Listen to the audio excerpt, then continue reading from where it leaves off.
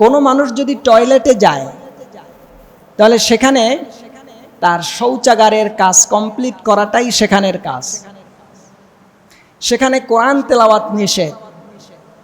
কিন্তু কোনো মানুষ যদি টয়লেটের মধ্যে বসে তখনও মুখ নেড়ে না, কলবে বা তিনি জিকির করে, তাহলে টয়লেটের ভেতরেও জিকির করা জায়েজ। সুবহানাল্লাহ। মানে বিষয়টা বুঝলেন? টয়লেটের ভিতরে নামাজ পড়া জায়েজ আছে, একটু কথা বলেন। দান সদকা জায়েজ আছে, কিছু জায়েজ নাই।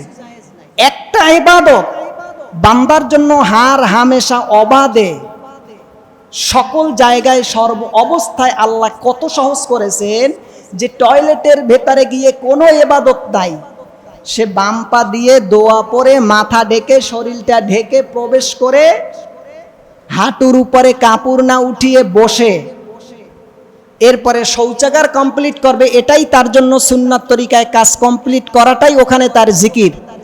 কিন্তু কোনো মানুষ যদি জিকিরের হার হামেশা করার অভ্যাস থাকে আর সেখানেও বসে জবান না নাড়িয়ে আওয়াজ না করে কলবি জিকির করে, তাহলে টয়লেটের ভেতরেও জিকিরের মতন সহজ ইবাদত যা টয়লেটের ভেতরেও করা জায়েজ।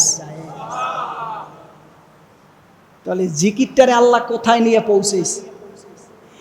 এটা বঙ্গভবন, গণভবন, রাষ্ট্রীয় সর্বোচ্চ সংসদ পার্লামেন্টে বসে যেভাবে করা জায়েজ, সুইপার হয়ে ঘরের ঝাড়ুদার হয়ে কাজ করার সময়ও জায়েজ, ঠিক ওই একই জিকিরটা যদি কেউ টয়লেটে বসেও জিকিরটা করে আওয়াজবিহীন কলবি জিকির, সেটাও জায়েজ। বলেন সুবহানাল্লাহ।